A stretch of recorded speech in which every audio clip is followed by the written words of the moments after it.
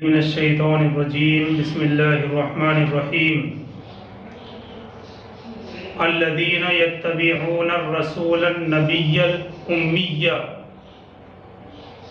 ہم سورہ اعراف کی آیت 157 پر ہیں۔ اللہ تعالیٰ فرماتے ہیں الذین یتبعون الرسول النبی الامی، جو اتباع کریں گے رسول نبی امی کا۔ الذین یتبعون الرسول النبی الامی، جو اتباع کریں گے رسول نبی امی کا۔ دیکھیے اس آیت کا تعلق بھی پہلے سے ہی ہے، پچھلی آیات سے ہے، اور کیونکہ اللہ کی رحمت جو عام تھی وہ تو سب کے لیے ہے، لیکن خاص لوگ جو تقوی کی روش اختیار کرتے ہیں، زکوٰۃ ادا کرتے ہیں اور اللہ کی آیات پر ایمان رکھتے ہیں، اور جو لوگ، اب اس کا تعلق بھی پہلے سے ہی ہے، الذین یتبعون الرسول النبی الامی، جو اتباع کریں گے رسول نبی امی کا، یعنی جو لوگ محمد عربی صلی اللہ علیہ وسلم کا اتباع کریں گے، جن کو آخری رسول بنا کر بھیجا جائے گا۔ سرکار دو عالم صلی اللہ علیہ وسلم نے دنیاوی اعتبار سے کوئی تعلیم حاصل نہیں کی تھی، اور نہ ہی آپ دنیاوی معیار کے مطابق پڑھنا لکھنا جانتے تھے۔ اس لحاظ سے آپ صلی اللہ علیہ وسلم بھی امی تھے، اور جن لوگوں میں آپ کو مبعوث کیا گیا وہ بھی امی تھے، کیونکہ ان لوگوں کے پاس بھی اس سے پہلے نہ کوئی کتاب تھی اور نہ ہی کوئی شریعت تھی۔ آیت کریمہ کے اندر رسول نبی امی کی صفت اسی لیے لائی گئی ہے کیونکہ دنیاوی معیار کے مطابق لکھنا پڑھنا نہیں جانتے تھے۔ اس لحاظ سے آپ صلی اللہ علیہ وسلم بھی امی تھے، اور جن لوگوں میں آپ کو مبعوث کیا گیا وہ بھی امی تھے، کیونکہ ان لوگوں کے پاس اس سے پہلے نہ کوئی کتاب تھی اور نہ ہی کوئی شریعت تھی۔ آگے اسی آیت میں ہے، اللہ تعالیٰ فرماتے ہیں الذی یجدونہ مکتوبا عندہم فی التوراۃ والانجیل، جسے پائیں گے وہ لکھا ہوا اپنے پاس توریت میں اور انجیل میں، یعنی آخری نبی صلی اللہ علیہ وسلم کے بارے میں پیشن گوئیاں، آپ کے حالات اور آپ کے بارے میں واضح نشانیاں ان کو توریت اور انجیل دونوں میں ملیں گی۔ الذین یجدونہ مکتوبا عندہم فی التوراۃ والانجیل، جسے پائیں گے وہ لکھا ہوا اپنے پاس توریت میں اور انجیل میں، یعنی نبی کریم صلی اللہ علیہ وسلم کے بارے میں پیشن گوئیاں، آپ کے حالات اور آپ کے بارے میں واضح نشانیاں ان کو توریت میں بھی ملیں گی اور انجیل میں بھی ملیں گی۔ آگے اسی آیت میں ہے یأمرہم بالمعروف وینہاہم عن المنکر ویحل لہم الطیبات، اور انہیں نیکی کا حکم دیں گے اور تمام برائیوں سے روکیں گے، اور ان کے لیے تمام پاکیزہ چیزوں کو حلال کر دیں گے۔ یأمرہم بالمعروف وینہاہم عن المنکر ویحل لہم الطیبات، اور وہ انہیں نیکی کا حکم دیں گے اور تمام برائیوں سے روکیں گے، اور ان کے لیے تمام پاکیزہ چیزوں کو حلال کر دیں گے، کیونکہ بنی اسرائیل پر کچھ چیزیں ان کی شرارتوں کی وجہ سے بھی حرام کر دی گئی تھیں، جیسا کہ سورہ نساء کی آیت نمبر 60 میں ہم اس کو پڑھ چکے ہیں۔ اس لیے فرمایا کہ جو نبی امی ہوں گے ان پر سے ایسی تمام بندشیں ختم کر دیں گے اور تمام پاکیزہ چیزوں کو ان کے لیے حلال کر دیں گے۔ وَيُحَرِّمُ عَلَيْهِمُ الْخَبَائِثَ وَيَضَعُ عَنْهُمْ إِصْرَهُمْ وَالْأَغْلَالَ الَّتِي كَانَتْ عَلَيْهِمْ، اور حرام کر دیں گے ان پر ناپاک چیزوں کو، اور ان سے اتار دیں گے ان کے بوجھ اور توق جو ان کی گردنوں پر پڑے ہوئے ہوں گے۔ دیکھیے یہ آیت کا حصہ بڑا اہم ہے، وَيُحَرِّمُ عَلَيْهِمُ الْخَبَائِثَ وَيَضَعُ عَنْهُمْ إِصْرَهُمْ وَالْأَغْلَالَ الَّتِي كَانَتْ عَلَيْهِمْ وَالْأَغْلَالَ الَّتِي كَانَتْ عَلَيْهِمْ، اس جملے پر غور کرنا ہے، اور حرام کر دیں گے ان پر ناپاک چیزوں کو، ان سے اتار دیں گے ان کے بوجھ اور طوق جو ان کی گردنوں پر پڑے ہوئے ہوں گے۔ یہ بات اس لیے کہی گئی ہے کہ خود بنائی ہوئی معاشرے کی پابندیاں اور رسومات بھی ایک طرح سے لوگوں کے لیے بوجھ ہوتی ہیں، جو معاشرے کے اندر کسی خاص طبقے کے فائدے یا نام و نمود کی وجہ سے پیدا ہو جاتی ہیں۔ جو یہ پابندیاں اور رسومات ہوتی ہیں ایک طرح سے بوجھ ہوتی ہیں لوگوں پر، جو معاشرے کے اندر کسی خاص طبقے کے فائدے کے لیے یا کسی نام و نمود کی وجہ سے پیدا ہو جاتی ہیں، لیکن بعد میں غریب لوگوں کو انہیں نبھانا اور جھیلنا پڑتا ہے،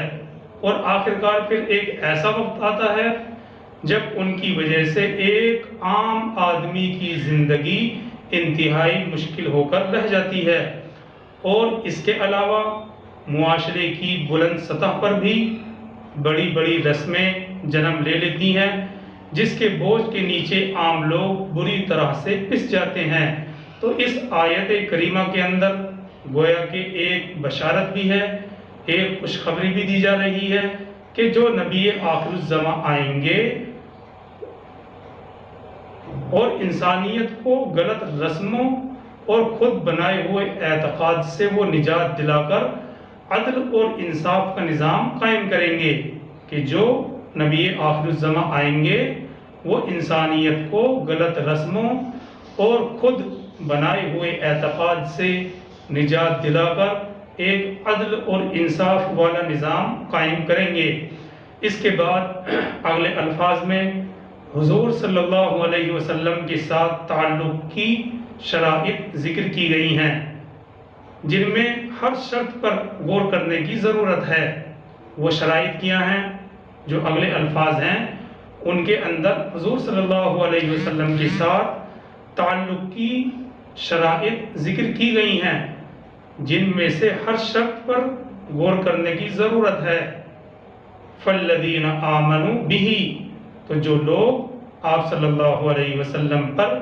ایمان لائیں گے، پہلی شرط وہ لوگ حضور صلی اللہ علیہ وسلم پر ایمان لائیں گے، یہ ایمان کی پہلی اور بنیادی شرط ہے۔ اور یہ یاد رکھنا چاہیے کہ سرکار دو عالم صلی اللہ علیہ وسلم پر ایمان لانے کے دو بنیادی تقاضے ہیں۔ سب سے پہلی شرط تو ایمان ہے، اور یہ یاد رکھنا چاہیے کہ سرکار دو عالم صلی اللہ علیہ وسلم پر ایمان لانے کے دو بنیادی تقاضے ہیں۔ جی ہاں، مفسرین نے بڑی وضاحت کے ساتھ اس کو بیان کیا ہے۔ پہلا تقاضا یہ ہے کہ آپ کی اطاعت کی جائے، اور دوسرا تقاضا یہ ہے کہ آپ صلی اللہ علیہ وسلم کی محبت، یعنی آپ صلی اللہ علیہ وسلم سے محبت کی جائے۔ ان دونوں تقاضوں کو پورا کرنے کے لیے دو احادیث ہم آپ کے سامنے رکھتے ہیں، جن سے معلوم ہو جائے گا کہ یہ تقاضے کتنی اہمیت کے حامل ہیں۔ تو ایک تو ہے یہ ایمان کی شرط، اور ایمان کے دو تقاضے ہیں۔ پہلا تقاضا آپ کی اطاعت، اور دوسرا تقاضا سرکار دو عالم صلی اللہ علیہ وسلم کی محبت ہے، یعنی نبی کی اطاعت اور نبی کی محبت۔ اور ان دونوں تقاضوں کو پورا کرنے کے لیے دو احادیث سامنے رکھیں گے۔ پہلی حدیث کے راوی حضرت عبداللہ ابن عمرو ابن عاص رضی اللہ تعالیٰ عنہ ہیں۔ وہ کہتے ہیں کہ رسول اللہ صلی اللہ علیہ وسلم نے ارشاد فرمایا، لا یؤمن احدکم حتی یکون ہواہ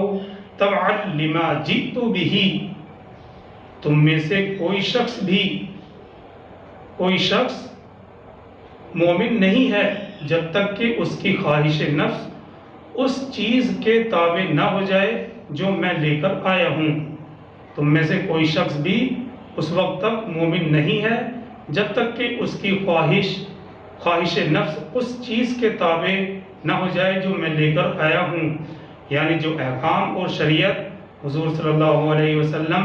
لے کر تشریف لائے ہیں، اگر کوئی شخص ایمان رکھتا ہے کہ یہ اللہ کی طرف سے ہے تو ان سب کو تسلیم کر کے اس پر عمل کرنا ہوگا۔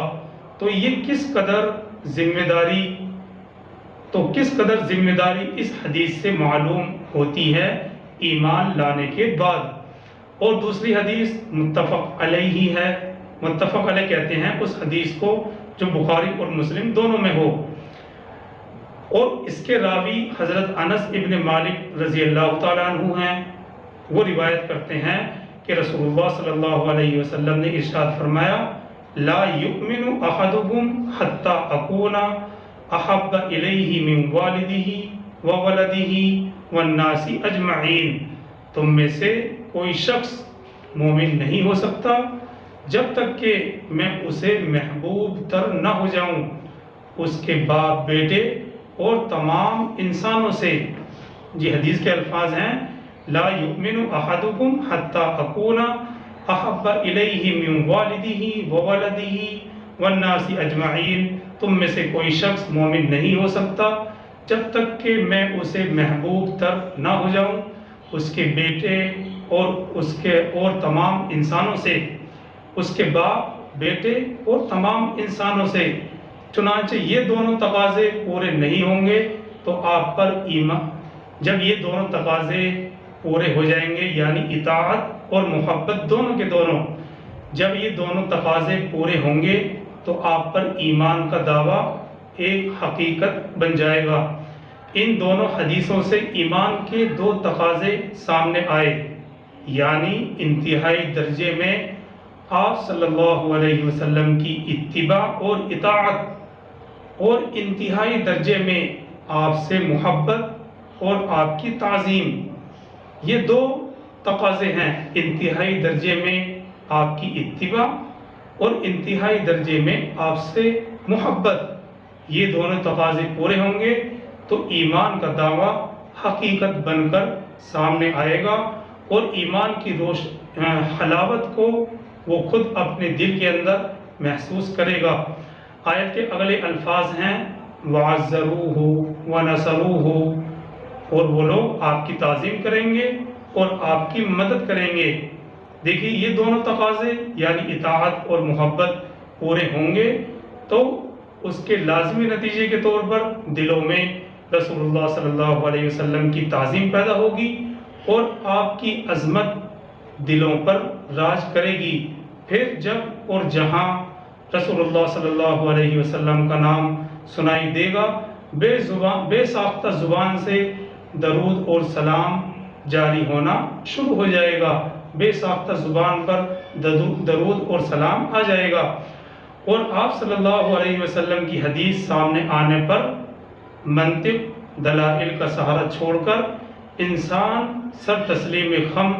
کرنے پر آمادہ ہو جائے گا۔ جب نبی صلی اللہ علیہ وسلم کی حدیث سامنے آئے گی تو ساری منطقوں اور دلائل کو چھوڑ کر سر تسلیم خم کر دیا جائے گا۔ دیکھیے حضور صلی اللہ علیہ وسلم کی ادب اور احترام کے سلسلے میں ایک مسلمان کو ہمیشہ یہ اصول ذہن میں رکھنا چاہیے کہ کسی معاملے میں حضور کا فرمان سننے کے بعد پھر اس کے بعد رائے زنی کرنا ایک مسلمان کو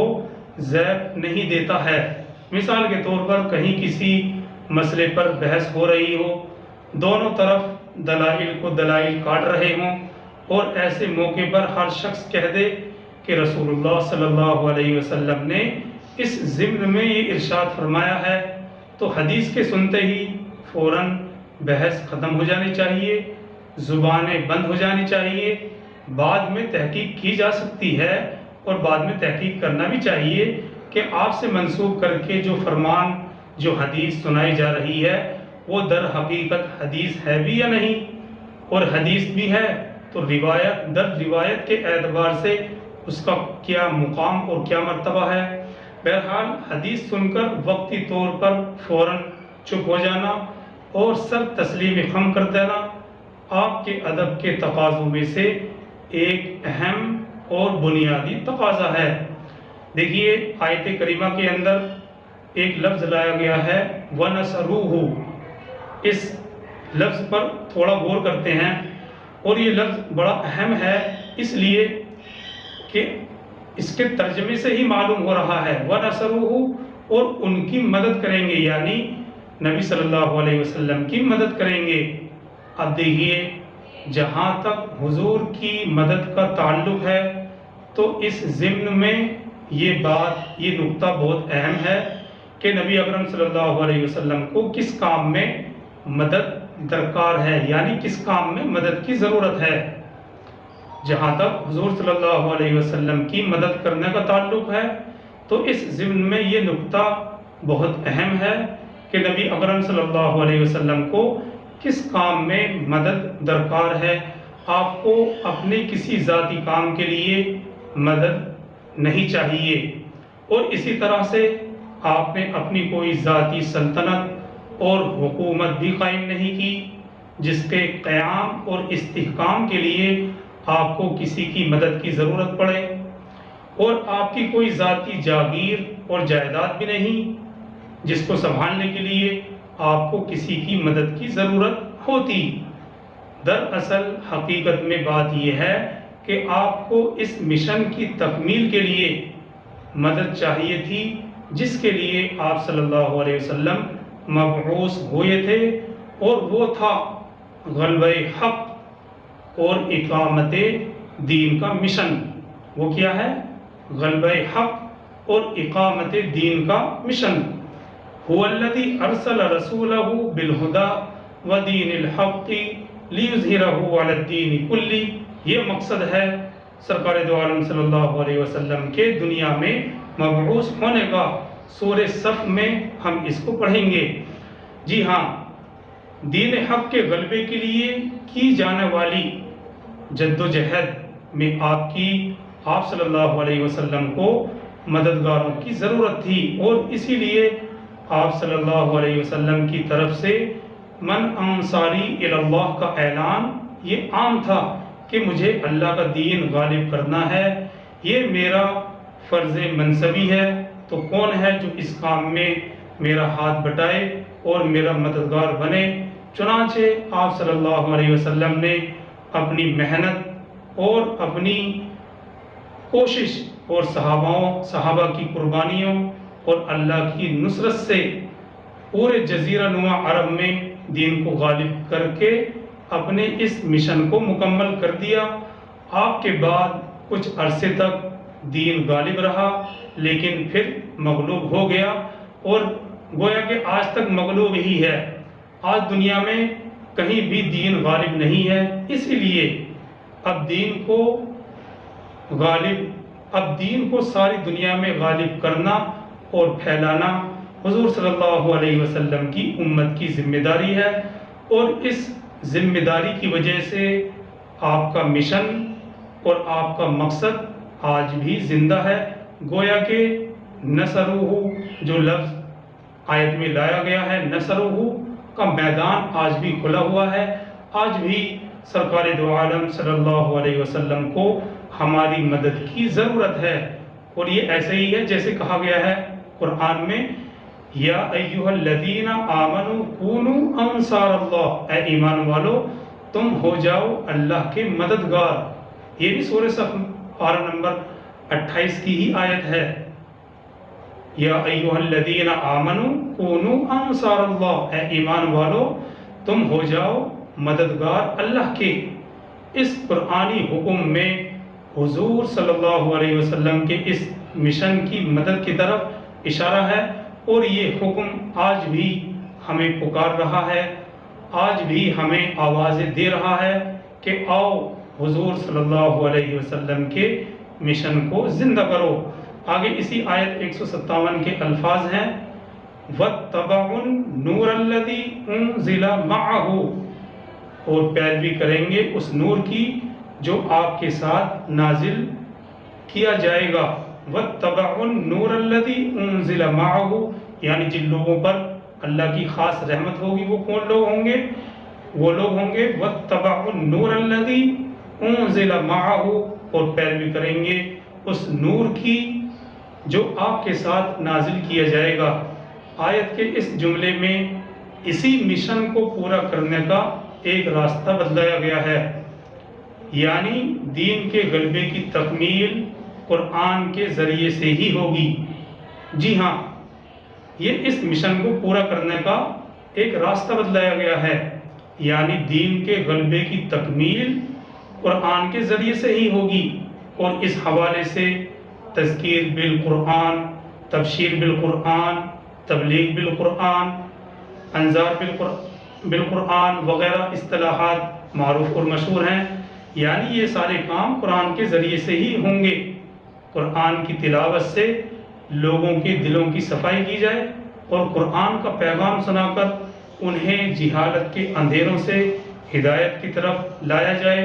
قرآن کے نور سے تاریک دلوں کے اندر قرآن کے نور سے تاریک دلوں کے اندر ایمان کی شمع روشن کی جائے، اور پھر جو لوگ قرآن کے پیغام پر لبیک کہیں، قرآن کے پیغام پر اکٹھے ہو جائیں، پھر انہیں منظم کیا جائے۔ یہ ہے آپ صلی اللہ علیہ وسلم کی مدد کرنے کا صحیح طریقہ، اور یہ ہے اس نور یعنی قرآن کی پیروی کرنے کا مشہور راستہ۔ اور جو لوگ اس راستے پر چلیں گے اس کے بارے میں اس آیت کے آخری الفاظ ہیں اولئک هم المفلحون، وہی لوگ فلاح اور کامیابی پانے والے ہیں۔ تو بہرحال یہ وہ لوگ ہیں جن پر اللہ کی خاص رحمت ہوتی ہے۔ تو یہ پوری وضاحت اس آیت 157 کی ہے۔ اس میں تھوڑی سی وضاحت اور بھی ہے، انشاءاللہ اس کو کل دیکھیں گے۔ اللہ تعالی ہم سب کو نبی امی رسول اللہ صلی اللہ علیہ وسلم کی اتباع کرنے کی توفیق مرحمت فرمائے، اور سرکار دو عالم صلی اللہ علیہ وسلم سے بے انتہا محبت کرنے کی توفیق مرحمت فرمائے۔ سبحان اللہ وبحمدہ، سبحان اللہ وبحمدہ، نشہد ان لا الہ الا انت ونستغفرک ونتوب الیک، سبحان ربک رب العزۃ عما یصفون وسلام علی المرسلین والحمد للہ رب العالمین۔ جزاک اللہ خیر۔ کوئی سوال ہو تو